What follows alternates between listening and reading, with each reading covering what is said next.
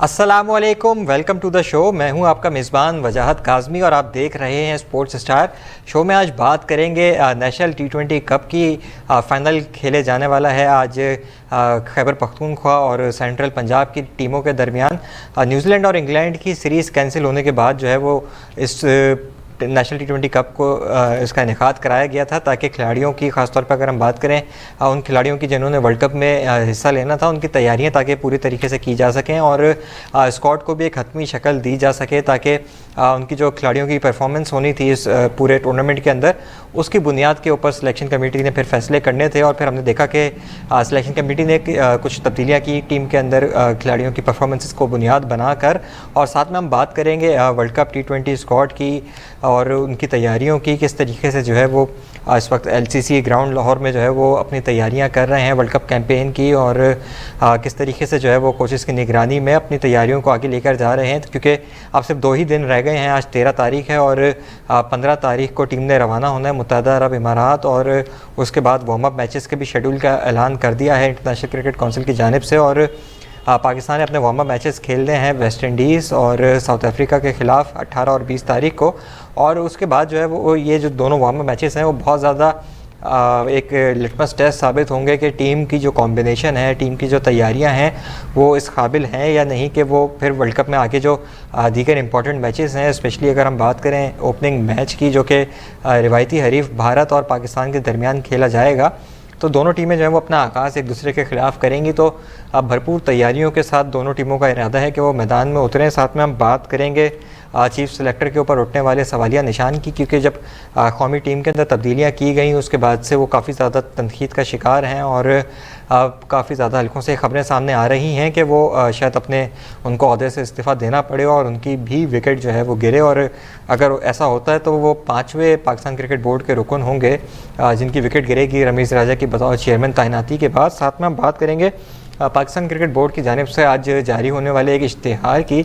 उस इश्तिहार में चीफ़ एग्जीक्यूटिव के अहदे के लिए जो है वो एक कैंडिडेट को तलाश किया जा रहा है। वसीम खान ने इस्तीफ़ा दिया चंद रोज़ कबल बतौर PCB CEO की पोस्ट से, और अब पाकिस्तान क्रिकेट बोर्ड जो है वो एक नए चीफ़ एग्जीक्यूटिव की तलाश में है और काफ़ी सारी सख्त रिक्वायरमेंट्स भी रखी गई हैं उसके लिए। और देखना यह है कि कौन इस पोस्ट के लिए अप्लाई करता है और उसके बाद जो है वो इस तमाम तर मामलात को आगे लेकर जाता है। साथ में हम कुछ बात ये भी करेंगे कि चूँकि IPL का सीज़न भी चल रहा है इस वक्त इंडिया में, और साथ में जो है वो न्यूजीलैंड के जो कैप्टन है केन विलियमसन, वो इंजरी का शिकार हुए हैं IPL में। और उसके बाद जो है वो अब कुछ सवालिया निशान उनके ऊपर भी, उनकी इंक्लूजन के ऊपर भी उठ रहे हैं कि आया वो पाकिस्तान के ख़िलाफ़ होने वाले मैच में शिरकत कर सकेंगे या नहीं। और उनके जो कोच हैं उनका कहना है कि वो एक मामूली इंजरी है जिसके बाद जो है वो शायद कुछ से रिकवर कर जाएँ। तमाम तर मामलों के ऊपर हम बात करेंगे, लेकिन आफ्टर शॉर्ट ब्रेक।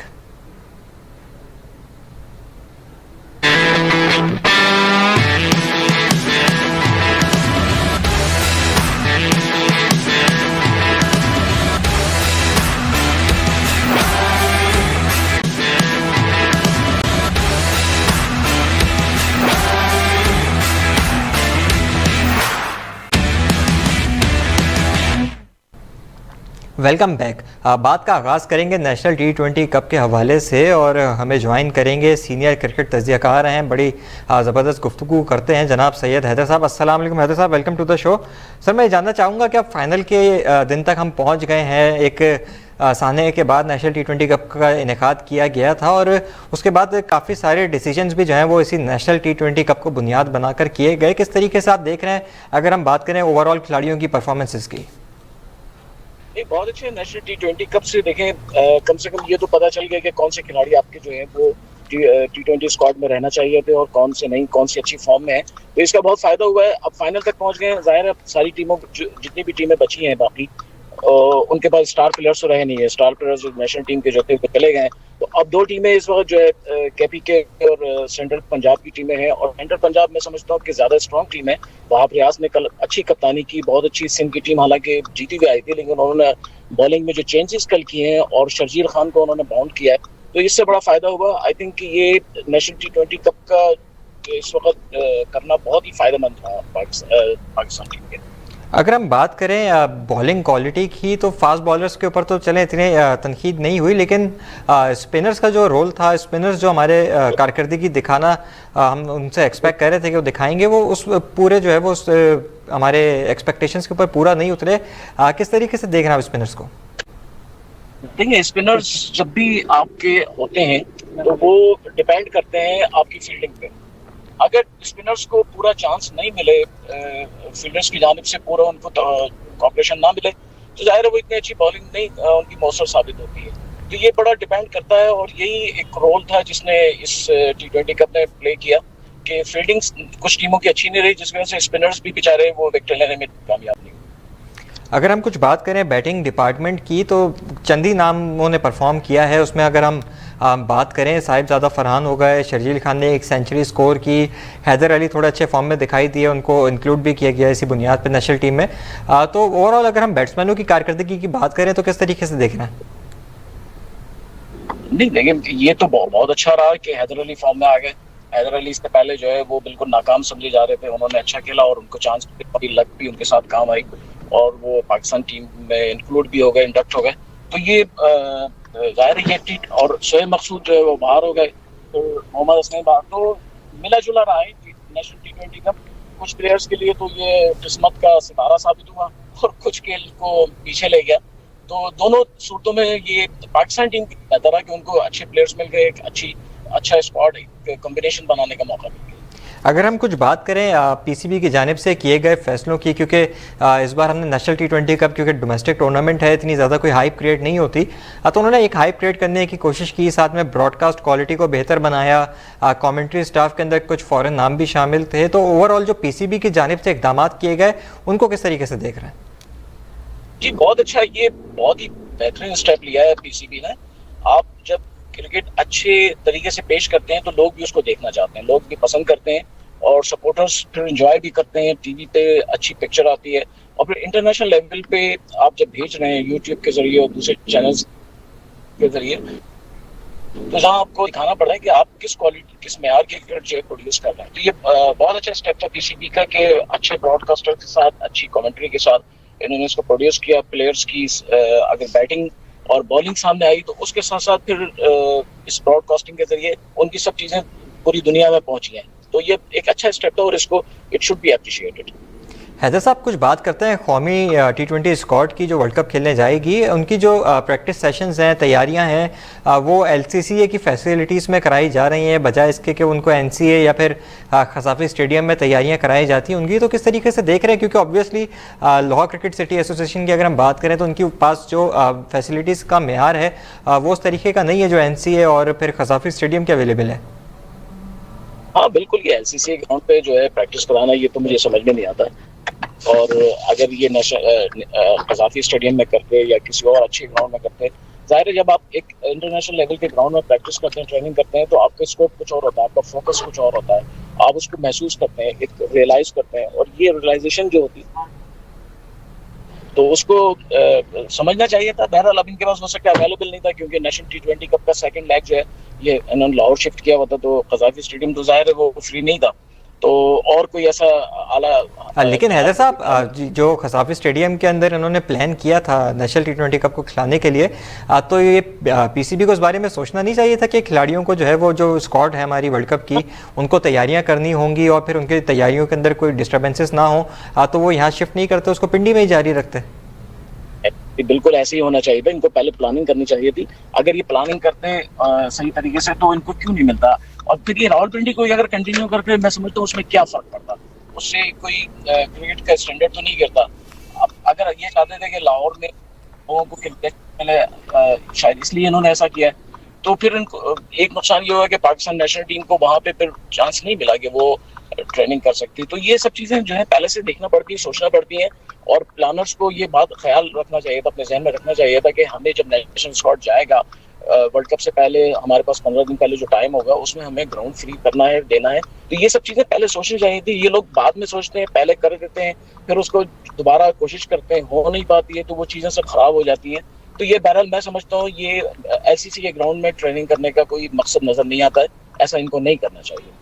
हैदर साहब, आज कौमी टीम ने जो है वो प्रैक्टिस सेशन से रेस्ट लिया है और आज आराम का दिन भी है और साथ में क्योंकि कोविड के हम टाइम्स में रह रहे हैं तो उनके कुछ टेस्टिंग भी होनी थी आज, तो वो उसके अंदर से भी गो थ्रू करेंगे। तो किस तरीके से देख रहे हैं कि ये जो एक आराम का दिन होता है आपकी प्रैक्टिस सेशन ट्रेनिंग के दौरान, वो कितना ज़रूरी होता है खिलाड़ियों के लिए? क्योंकि हमने अभी ये भी देखा पास्ट के अंदर के हसन अली को नेशनल T20 कप के अंदर इंजरी हुई और फिर कुछ खिलाड़ियों को इंजरी के मामला भी हो जाते हैं। रिजवान के बारे में भी कल कुछ खबरें आ रही थी, लेकिन फॉर्चुनेटली वो भी सच साबित नहीं हुई। तो वो एक इंजरी वाला फैक्टर भी इसके अंदर रहता है। ये बिल्कुल इंजरी वाला फैक्टर बिल्कुल रहता है। जब आप नेशनल टीम के लिए जाते हैं तो आपको ये सब चीजें देखना पड़ती हैं और आपको उसको टॉलरेट करना पड़ता है। अगर प्लानिंग के जाते हैं तो फिर ये सब चीजें सामने आती हैं। अगर आप हसन अली को लेके जा रहे हैं स्क्वाड में तो आपको उनको स्पेयर करना चाहिए। ठीक है, आपकी बॉलिंग तो पहली साउंड है, पहली स्ट्रॉन्ग है, आपको जरूरी नहीं कि अपने प्राइम बॉलर्स जो है वो नेशनल T20 कप में उतार दें। आप बैट्समैन उतार सकते थे, बैट्समैनों को देख सकते थे, क्योंकि बैटिंग ही आपका असल प्रॉब्लम है। अब अगर आप जा रहे हैं किसी तरीके से बॉलर्स को वहां पे यूज कर रहे हैं, पहले से उनकी एनर्जी को आप मिसयूज कर रहे हैं, तो ये आगे जाकर आपके लिए कुछ प्रॉब्लम कर सकता है, ये क्रिएट सकता है। अगर हसन अली की इंजरी सीरियस होती तो उनको बहुत बड़ा नुकसान होता, क्योंकि हसन अली पाकिस्तान टीम के सबसे शाहिन शाह अफरीदी के बाद सबसे मेन बॉलर है, सबसे अहम बॉलर है, जिन पर पाकिस्तान टीम काफी हद तक डिपेंड करती है। हैदर साहब, पाकिस्तान की जो T20 स्क्वाड है उसको इस बार प्रैक्टिस मैचेस खिलाने के बजाय एक नई स्ट्रेटेजी लेकर सामने आए हैं और उनको सिनेरियो बेस्ड मैचेस खिलाए जा रहे हैं। तो कितना मौसर देख रहे हैं आप इस स्ट्रेटेजी को? ये देखें, स्ट्रेटजी जब तक इसके रिजल्ट नहीं आते जब तक तो हम खैर कुछ नहीं कह सकते, क्योंकि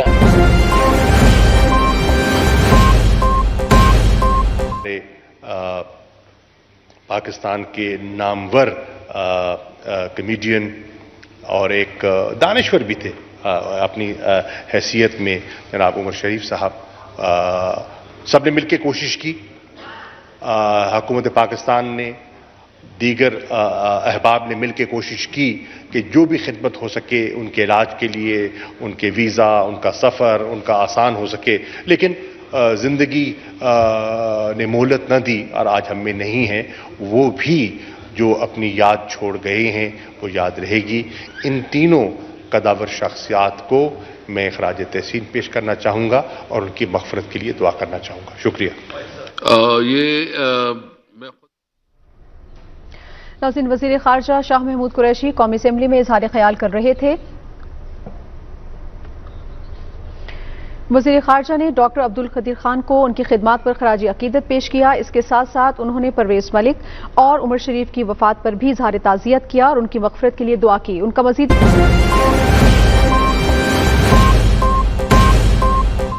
टारगेट है उसको पूरा करें, ये बड़ी अहम चीज़ है। अगर ये नहीं कर पाए कोई बात नहीं, लेकिन बैट्समैन अगर अच्छी अपने रिदम में तो फिर अच्छी बात। हैदर साहब, बहुत ज़्यादा तनकीद की जाती रही है कौमी वर्ल्ड कप टीम की सिलेक्शन के ऊपर भी, और अब जब तब्दीलियां हो गई हैं, एक टीम को हतमी शक्ल दे दी गई है और हमारे सामने जो है वो चीज़ें खुलकर सामने आ गई हैं, तो अगर आपसे मैं कहूं कि आप एक कंपैरिजन करें जो एक ओरिजिनल अनाउंस स्क्वाड थी और अब जो फाइनल शक्ल में आ गई है, तो किस तरीके से देख रहे हैं दोनों को? देखें, ये तो बहुत ही वाज़ेह बात है कि आपने दो बहुत ही मेन प्लेयर्स जो हैं उनको शामिल किया। शोएब मलिक एक पटा नाम है और बहुत अच्छे ऑलराउंडर हैं, वेरी यूजफुल हैं।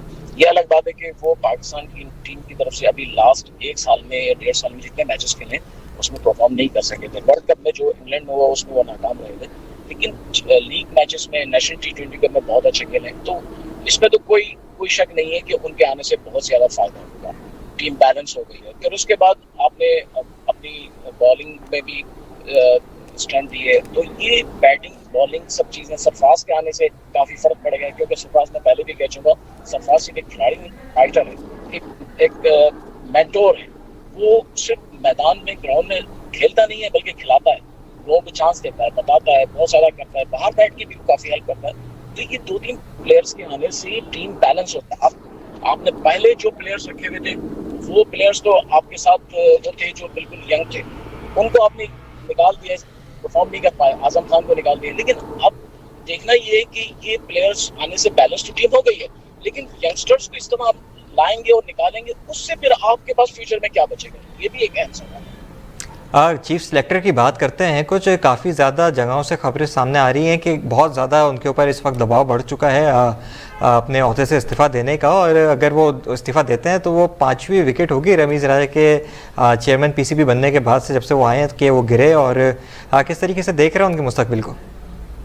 देखिए, ये तो तय है कि मोहम्मद वसीम चले जाएंगे। रमीज़ राजा ने आई थिंक ये डिसाइड कर लिया है कि जो भी पुराने लोग हैं इन सबको फारिग करना है और अपनी पसंद के और अपने जो उनका प्रोग्राम है, जो उन्होंने एक मैप बनाया है, उसके हिसाब से उन्हें चलना है। एक रोड मैप लेके वो चल रहे हैं, उसके हिसाब से जो लोग उनके साथ चल सकेंगे वो उनको रखना चाहता है। मोहम्मद वसीम कभी भी रमीज़ राजा के गुड बुक में शामिल नहीं है, बल्कि जब मोहम्मद वसीम को चीफ सेलेक्टर बनाया गया था उस वक्त रमीज़ राजा ने काफ़ी क्रिटिसाइज भी किया था कि क्या मोहम्मद वसीम इस बात के अहल हैं कि वो चीफ सेलेक्टर बन सकें।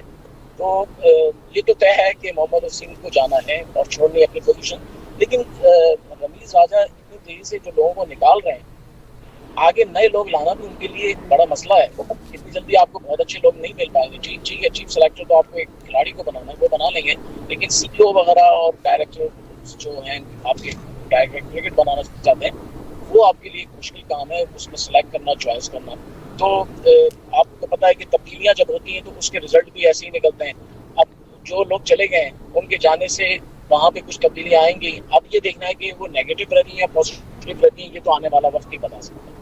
हैदर साहब, पाकिस्तान क्रिकेट बोर्ड ने नए चीफ एग्जीक्यूटिव की तलाश शुरू कर दी है और इसीलिए उन्होंने एक इश्तिहार भी आज शाये किया अखबारों के अंदर, और 3 साल की जो है वो मुद्दत होगी इस मुलाजमत की। तो किस तरीके से देख रहे हैं आप इस चीज़ को भी, क्योंकि वसीम खान ने अभी रिज़ाइन किया है, अपनी टर्म उन्होंने कंप्लीट नहीं की, एक टग ऑफ वॉर चल रही थी उनकी रमीज़ राजा के साथ इख्तियारात के मामलात के ऊपर, और अब किसको बनता देख रहे हैं आप नेक्स्ट चीफ एग्जीक्यूटिव? देखिए, सीईओ जो है वो अब जो आएगा उसके पास इतने पावर्स नहीं होंगे जितने वसीम खान के पास थे, क्योंकि वसीम खान जब थे वो होल सोल मालिक थे, इंचार्ज थे, एहसान मानी चेयरमैन थे, लेकिन एहसान मानी सब चीज़ें उन्होंने वसीम खान के हाथ में दी हुई थी। आई थिंक ये इंस्ट्रक्शंस ऊपर से थी कि वसीम खान को ये सब कुछ उनके हाथ में दिया जाए। तो अब जो नया सीईओ आएगा वो तो ना तो उसके पास इतने पावर्स होंगे, ना उसको इतनी ज़्यादा फैसिलिटीज़ मिलेंगी, इतनी सैलरी मिलेगी। ये भी आई थिंक इन्होंने डिसाइड कर लिया रमीज़ राजा ने कि कम से कम सैलरी पर रखना है। तो इसका मतलब है कि आपके पास कोई ऐसा आदमी वसीम खान जैसा तो नहीं आएगा, बाहर से तो कोई नहीं आएगा। अब आपने लोकल ही लेना है। अब रमीज़ क्या किसी प्लेयर को बनाएंगे? तो प्लेयर तो आपको सीईओ ऐसा चाहिए जो पढ़ा लिखा आदमी हो, एजुकेटेड हो। अब हमारे पाकिस्तान के क्रिकेटर्स में बहुत ही कम ऐसे हैं जो एजुकेटेड हैं, ज़्यादातर तो बेचारे वो हैं जो हाई स्कूल से किए हुए हैं। तो उनमें से तो किसी का आना मुश्किल है। आई थिंक रमीज़ राजा इस पोस्ट पे किसी ऐसे शख्स को लाना चाहेंगे जो हाईली एजुकेटेड हो, अच्छा उसके अंदर कम्युनिकेशन पावर हो और क्रिकेट की कुछ समझ बूझ हो, क्रिकेट को समझता हो। तो और मुझे ऐसा लगता है कि शायद वो किसी इस पोस्ट पे किसी वुमेन को लाना चाहते हैं, किसी फीमेल को लाना चाहते हैं।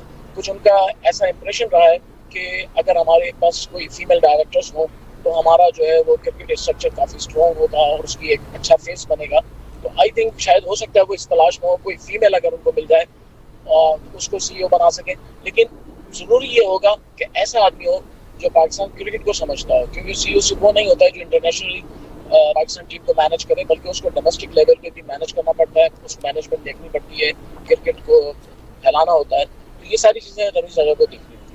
हैदर साहब, हम क्योंकि काफ़ी अरसे से ये बात भी करते आ रहे हैं कि रमीज़ राजा एक पाकिस्तान क्रिकेट बोर्ड के अंदर एक नई पोजीशन को देखना चाहते हैं, एक नया ओहदा क्रिएट करना चाहते हैं डायरेक्टर क्रिकेट का। और अभी जो आइन है इस वक्त पाकिस्तान क्रिकेट बोर्ड का, वो कहता है कि आपने चीफ एग्जीक्यूटिव जो है वो लाजमी अपॉइंट करना है। इस वक्त भी एक केयर टेकर सीईओ जो है वो काम कर रहे हैं पीसीबी के अंदर।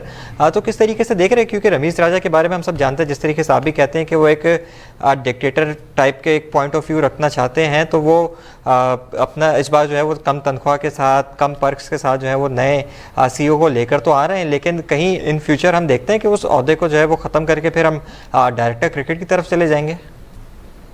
देखिए, अगर उनको ये ओहदा ख़त्म करना है तो उनको कॉन्स्टिट्यूशन में अमेंडमेंट करनी पड़ेगी, जिसके लिए उनको बोर्ड ऑफ गवर्नर्स का पूरा कॉर्पोरेशन चाहिए होगा। तो अगर वो सीईओ की पोस्ट करते हैं तो जाहिर है अमेंडमेंट होने के बाद ही हो सकेगा, लेकिन जब तक अमेंडमेंट नहीं होती है कॉन्स्टिट्यूशन में इनको ये रखना पड़ेगा। अदरवाइज कोई भी आदमी कोर्ट में जा सकता है और उनके सारे जितने भी ऑर्डर्स उनको चैलेंज कर सकता है। और रमीज़ राजा ऐसा कोई काम नहीं करना चाहेंगे जो अदालतों में खड़े हों और जवाब दें उसका। तो अभी तो वो सीईओ अपॉइंट करेंगे, और लेकिन बहुत जल्द वो कोशिश करेंगे कि मैं अमेंडमेंट करके इस सीईओ की पोजीशन खत्म कर दूं। तो जो भी सीईओ वो बनाएंगे वो उनके साथ वहीं तक काम कर पाएगा जब तक वो चाहेंगे।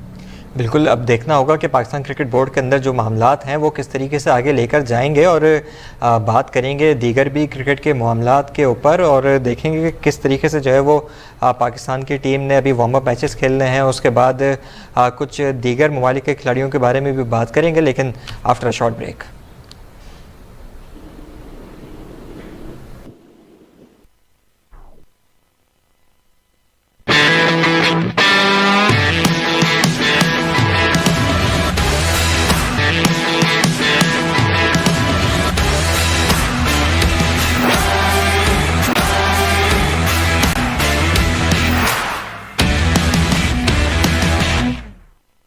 Welcome back.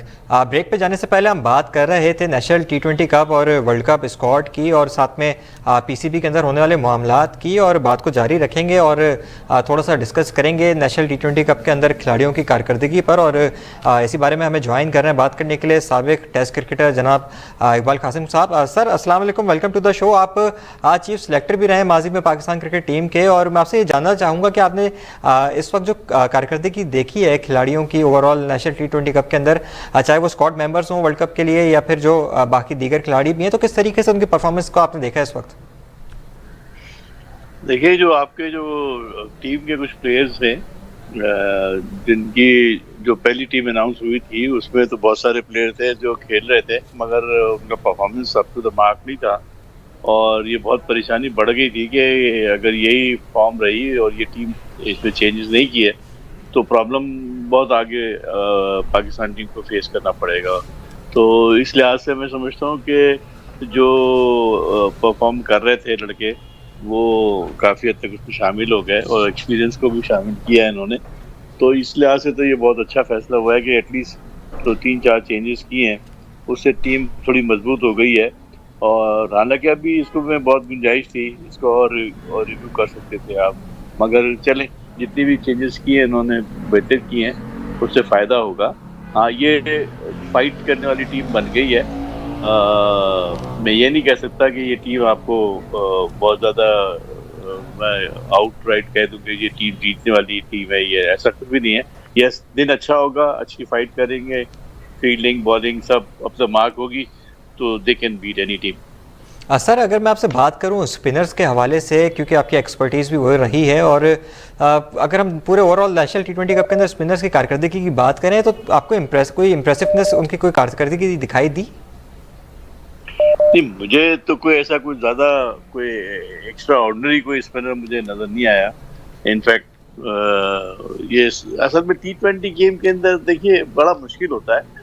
स्पिनर के 4 ओवर के अंदर वो ना स्पिनर को कोई आज़ादी इतनी नहीं होती है कि वो फ्लाइट करे या टर्न पे जाए या कर, वो एक रन बचाओ स्कीम के ऊपर काम कर रहा होता है, लाइन एंड लेंथ के साथ गेंद करनी होती है। वेरिएशन उसकी थोड़ी सी होती है कि हवा में थोड़ा ऊपर फेंके, नीचे फेंके, आगे फेंके, पीछे फेंके, थोड़ा ब्रेक कर दे। तो वो तो आप सभी कर रही है, जितने इमाद वसीम है, नवाज है, ये सब इसी टाइप के बॉलर्स हैं। तो ये टी20 में गेम में फॉर्मेट में तो खप जाएंगे, मगर बड़े टूर्नामेंट्स के लिए, वनडे के लिए और टेस्ट मैचेस के लिए आपको अच्छे स्पिनर की जरूरत पड़ेगी। हाँ, इकबाल कासिम साहब अगर मैं आपसे बात करूं, पाकिस्तान की टीम में जो इस वक्त स्पिनर्स हैं वो तमाम के तमाम ऑलराउंडर्स हैं और साथ में वो बैटिंग भी कर लेते हैं। तो क्योंकि टी20 फॉर्मेट के अंदर पूरी दुनिया में हमने देखा है कि क्योंकि ऑलराउंडर्स को ज़्यादा इस्तेमाल किया जाता है, उनको यूटिलिटी प्लेयर समझा जाता है कि वो मौका आने पर बैटिंग भी कर सकते हैं, ज़रूरत पड़ने पर बॉलिंग भी कर सकते हैं। तो हम कोई एक डेडिकेटेड स्पिनर अपने साथ नहीं लेके जा रहे। उस्मान खादिर हैं लेकिन वो रिजर्व में, तो कहीं देख रहे हैं जगह बनते हुए कि आपको जाहिद महमूद को टीम में होना चाहिए था या फिर उस्मान खादिर को 15 रुकनी स्क्वाड में शामिल होना चाहिए था? देखिए, मेरे हिसाब से शादाब की जो परफॉर्मेंस है वो कोई बहुत एक्स्ट्रा ऑर्डिनरी नहीं है।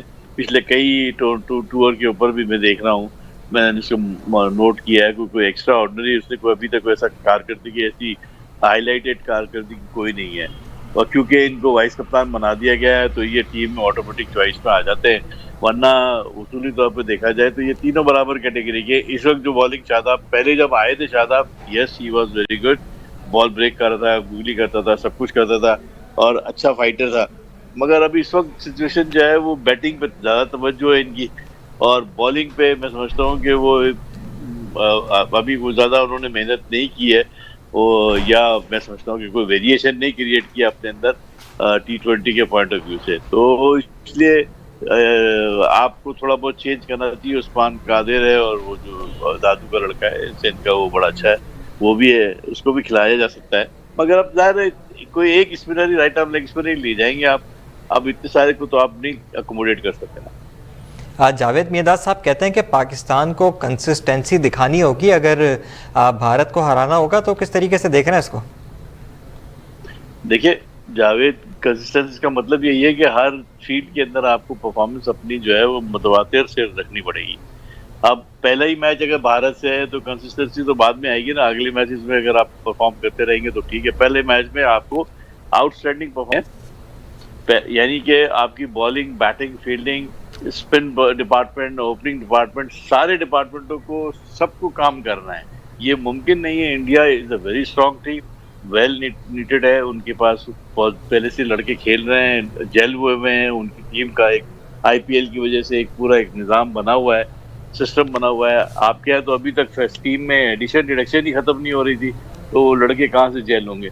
अब कहीं जाके एक हफ्ता इनको मिला है, इसमें थोड़ी प्रैक्टिस की है इन्होंने, और होपफुली कि इंडिया के खिलाफ ये अच्छा परफॉर्म करें। एक प्लेयर अच्छा खेल गया वो आपका गेम बदल देगा, ये मैं आपको बता दूं कि ये T20 की सबसे ब्यूटी जो है वो ये है कि एक बॉलर या एक बैट्समैन वो अपने कोटे के अंदर या अपने उसमें वो गेम को, मैच को जितवा भी सकता है और मैच खराब भी कर सकता है।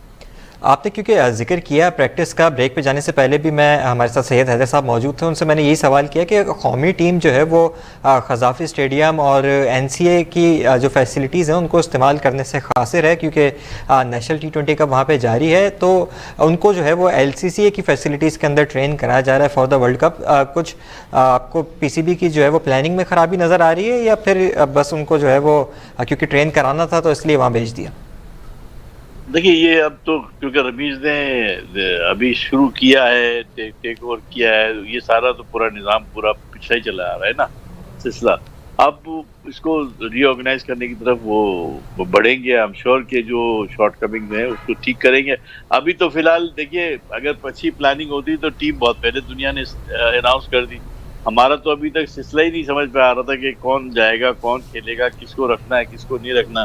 फिर टीम का कम्बिनेशन में हमारे यहाँ पहले सबसे बड़ी बात ये होती है कि सारे पुराने को निकाल दो, नए को रख लो।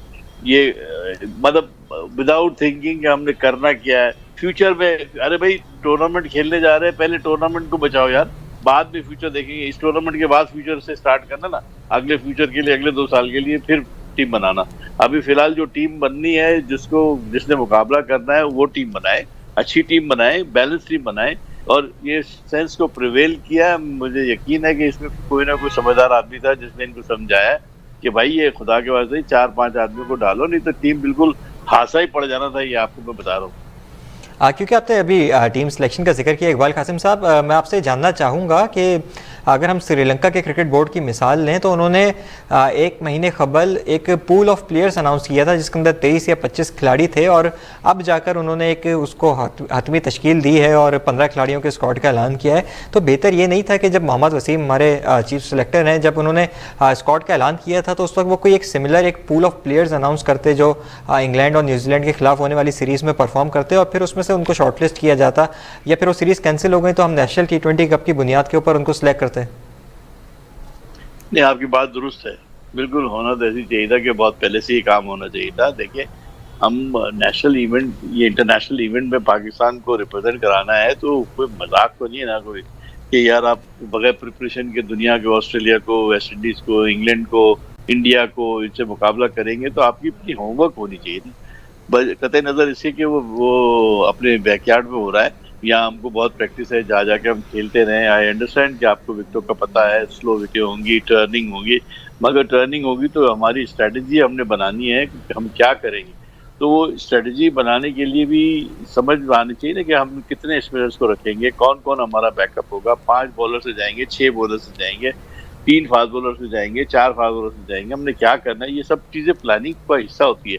और उसी का सामने रखते हुए आप अपना स्क्वाड 15-20 आदमियों का अनाउंस करते हैं। 20 आदमी मिनिमम 20 का तो होता ही है।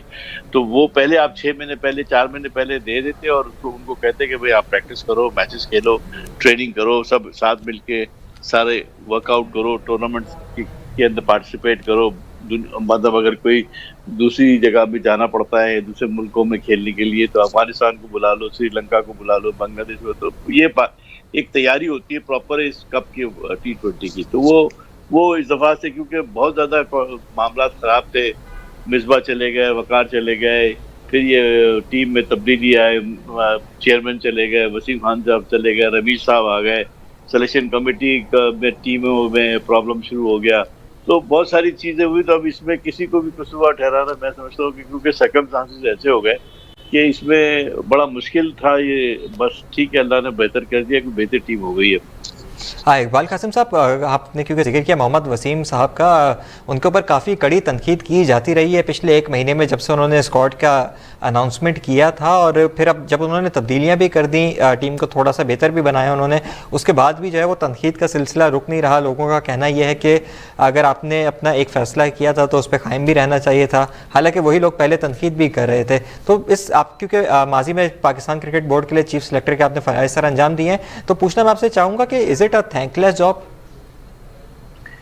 बिल्कुल सही आपने कहा, थैंकलेस जॉब है। लेकिन एक बात ये है, देखिए चीफ सेलेक्टर का मतलब आप पाकिस्तान की टीम जो होती है, मेन टीम, उसके आप वाली वारिस है। और आपको ये आप पे सारी ओनस होता है कि आप 20 लड़के 15 लड़के जो आपने सेलेक्ट करने हैं वो कप्तान को देने, दिखाने कि भाई ये मेरे पास है बैग के अंदर। अब बताओ तुम्हें क्या चाहिए। अगर तुम्हें 4 फास्ट बॉलर चाहिए तो देखो ये लिस्ट है, 6 फास्ट बॉलर मैंने निकाले हुए, इसमें से आप 4 बता दीजिए। 3 स्पिनर्स हैं मेरे पास, में से 2 ले लो, बैट्समैन ये मेरे पास। तो ये तैयारी तो चीफ सेलेक्टर ने करनी होती है ना बॉस। ये इसमें मैं समझता हूँ कि वसीम जो है वो कंफ्यूज रहा है कि क्या वो यंगस्टर्स को लेके जाए या सीनियर को लेके जाए। क्योंकि कुछ जो बोर्ड के अंदर करता धरता लोग थे, उनका ये ख्याल था कि शायद ये जूनियर को खत्म करना चाहिए या सीनियर को खत्म करना चाहिए और जूनियर्स के साथ ही जाना चाहिए। और कुछ लोगों का ये ख्याल था कि नहीं यार 1-2 उसको डालने चाहिए। तो ये वो मेरा अपना ख्याल है कि वसीम अगर इंडिपेंडेंटली अपने काम करता और सिर्फ T20 पे ही ध्यान रखता तो मैं समझता हूँ कि वो बेहतर टीम बना सकता है। सर मुझे बताइएगा कि टीम सिलेक्शन जब हो रही होती है, ये पूरा प्रोसेस जब हो रहा होता है, तो उसके अंदर कप्तान जो होते हैं टीम के, उनकी कितनी मुदाखलत होती है? और एज अ चीफ सिलेक्टर भी आप क्या समझते हैं कि एक कप्तान की कितनी से होनी चाहिए? क्योंकि at the end of the day ground के अंदर तो उन्होंने लड़कों को जो है वो ग्राउंड के अंदर मैच खिलवाना होता है। देखिए ये वेरी करता है चीफ सेलेक्टर के साथ। चीफ सेलेक्टर अगर सॉफ्ट है तो वो हर बात उनसे पूछे करेगा, ठीक है ना। अगर चीफ सेलेक्टर को नहीं समझ है तो वो उनको वो करेगा। मेरा बिलीव ये है कि मशावरत जरूर होनी चाहिए, मगर मशावरत के साथ आपकी अपनी सोच होनी चाहिए कि आप उसके साथ क्रॉस क्वेश्चनिंग कर सकें। अगर उसको फास्ट बॉलर चाहिए और मेरे पास जो बेस्ट फास्ट बॉलर मैंने निकाले उसको मैं दे रहा हूँ और वो कहता है नहीं वो एक मुझे वो बाहर से तीसरे माले से चाहिए, वो लड़का वो दे दीजिए, मूसा दे दीजिए। जो अब वो मूसा का कोई परफॉर्मेंस नहीं है या मेरे पॉइंट ऑफ व्यू से वो क्या आपको पसंद आ, मेरे में फिट इन नहीं होता जो मैंने अपना क्राइटेरिया बनाया है लड़कों को जो जिनको मैंने देखा है खेलते हुए फर्स्ट क्लास में परफॉर्मेंस करते हुए। क्योंकि मेरे पास जो होंगे वो सारे परफॉर्मर होंगे, उनकी बेस्ड ऑन परफॉर्मेंसेस होंगी। मैं ऐसे लड़कों को कभी नहीं सेलेक्ट करूंगा जिनका एक मैच हुआ है या एक मैच में एक PSL के मैच में 3 छक्के मारे तो मैं कहूँ उसको ले आओ यार फौरन से पाकिस्तान खिला दो। ये वेरी करता है चेयरमैन टू चेयरमैन और वो कप्तान को कितना उसको वो देते। मैं सिर्फ ये कहता हूँ कि एज ए क्रिकेटर सोचना चाहिए और एज ए पाकिस्तान खिलाने का मतलब ये है कि 22 करोड़ आवाम की नुमाइंदगी करना है। तो वो बच्चा जो है वो इतना अच्छा होना चाहिए कि उसको मुझे सिखाने की जरूरत नहीं हो कि तूने स्टे करना है विकेट के ऊपर और तूने ये करना है। वो he should be good enough to wear the Pakistan cap. ये हमारी फिलॉसफी है। Maybe I am old timer इसलिए मैं ऐसी बात कर रहा हूँ, मगर जब तक ये सोच नहीं पैदा करेंगे लड़के के अंदर कि मुझे अर्न करना है कैप, मुझे बटी हुई कैप नहीं चाहिए, मुझे अर्न करनी है, तो फिर वो लड़का प्लेयर बनेगा, फिर वो जावेद मियांदाद बनेगा, फिर वो इमरान खान बनेगा, फिर वो वसीम अकरम बनेगा। अगर आपने रेवड़ियों की तरह बांटना है, एक तुम ले लो, फिर उसको बाहर निकाल दो, फिर दूसरे को दे दो, फिर बाहर निकाल दो, फिर कितने बांट दिए आपने, लेकिन कोई हासिल कुछ नहीं हुआ। एंड में फिर घूम फिर के आपको वही सीनियर लड़कों को भरोसा करना होगा। तो ये पॉलिसी चेंज होनी चाहिए। ये एक्सक्यूजेस थे लोगों को निकालने के लिए कि यार वो पुराने लड़के हैं और यूं है, और गेम मॉडर्न कुछ नहीं हुआ। गेम की टेम्पो बढ़ गया है, बाकी गेम वही है, वही चौके हैं, वही छक्के हैं, वही बॉलर्स हैं, वही विकेट है, वही एल्बिट्यूड डिसीजन है, वही कॉट बिहाइंड है। गेम में कोई फर्क नहीं हुआ। गेम की स्पीड बढ़ गई है, खेलने का रफ्तार बढ़ गई। टाइम पीरियड जो है वो पहले आराम से खेलते थे लोग, 6 घंटे में, 3 घंटे में फैसला होना है। ये स्पीड को आपने चेक करना है, इसी के साथ आपने अपनी स्ट्रेटजी चेंज करनी है। हाँ, इकबाल कासिम साहब, एक तनकीद और भी मोहम्मद वसीम के ऊपर की जाती रही है। जब वो उनको चीफ सेलेक्टर बनाया गया था तब जो है उन्होंने जब अपनी पहली टीम का ऐलान किया था तो वो उन्होंने एक लैपटॉप अपने साथ रखा था और उन्होंने एक एक खिलाड़ी जो उन्होंने सेलेक्ट किया था उसके स्टेट्स शेयर किए थे वहाँ पे मौजूद मीडिया के साथ भी, और ऑब्वियसली पूरा पाकिस्तान भी उनकी प्रेस कॉन्फ्रेंस को देख रहा था। तो उसके बाद से उनको एक टाइटल दे दिया गया कि वो लैपटॉप सिलेक्शन करते हैं। तो किस तरीके से देख रहे हैं, क्योंकि ऑब्वियसली जब तक वो स्टेट्स की बुनियाद पर सिलेक्शन नहीं करेंगे तब तक जो है वो एक मजबूत टीम नहीं बनेगी। लेकिन फिर हमने देखा भी है कि उनकी सिलेक्शन के ऊपर चेंजेस भी हुए हैं टीम में। तो क्या कहेंगे इस बारे में? देखिए, बात आप लैपटॉप रखें ना रखें, आप जब होमवर्क करते हैं सारा, उस वक्त तो टीम नहीं बनाते ना बैठ के सबके सामने, वो तो बना के लैपटॉप तो बाद में आता है। आप तो जब आप अपने साथियों के साथ बैठते हैं तो डिस्कशन होती है, वो डिस्कशन मोर इम्पोर्टेंट है कि उसमें ही फैसला होता है ना कि भाई मैंने अब्दुल रज़ाक को रखना है या नहीं रखना, या मैंने फला एक्सप्लेयर को रखना है या नहीं रखना, किसी लैपटॉप स्पिनर रखना है या नहीं रखना, या वो जो है वो आपको बाय हार्ट पता होना चाहिए कि आपने क्यों ये जो प्लेयर सेलेक्ट किए हैं, इनकी वजूहत आपके पास होनी चाहिए। जैसी कोई सवाल करे उसके जवाब दे, उसकी परफॉर्मेंसेस आपको पता होनी चाहिए, उसके why he is been selected और XYZ को क्यों नहीं सेलेक्ट किया वो आपको पता होना चाहिए। इसका जो राइवल था उसको हमने क्यों नहीं सेलेक्ट किया, उसकी क्या कमजोरियां थी, और अगर कहीं कप्तान की डिमांड है तो वो पता होना चाहिए। आप कह दे भाई ये प्लेयर जो था, ये मैंने चॉइस ये दी थी, लेकिन कप्तान साहब की ये चॉइस थी, हमने उनको दे दी, चले हुए ठीक है, ये तो समझ में आती है बात। लेकिन ये लैपटॉप से या लैपटॉप को रखा हुआ हो तो क्या फर्क पड़ता है, ना हो तो क्या फर्क पड़ता है, क्या फर्क पड़ता है। वो तो एक टीम तो जो बननी होती है वो एक दिन पहले आपने अपने साथियों के साथ और कैप्टन के साथ बैठ के डिस्कशन करना होता है। वो मीटिंग जो होती है वो मैटर करती है, वो बहुत इंपॉर्टेंट होती है, वो हर एक के लिए इंपॉर्टेंट होती है।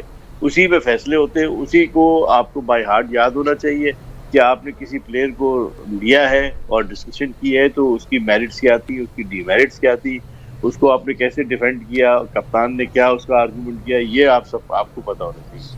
बहुत बहुत शुक्रिया इकबाल कासिम साहब for taking out time and speaking to us. और हमने बात की पाकिस्तान क्रिकेट बोर्ड के अंदर होने वाले कुछ मामलात की, और अब नए चीफ एग्जीक्यूटिव की भी तैनाती होनी है। साथ में हमने बात की कुछ सिलेक्शन कमेटी और चीफ सिलेक्टर के हवाले से भी कि किस तरीके से जो है वो कौमी टीम को तश्कील दिया जाता है और किन किन फैक्टर्स को जो है वो टीम को तश्कील देते हुए मद्देनज़र रखा जाता है। See you tomorrow at the same time. अल्लाह हाफ़िज़।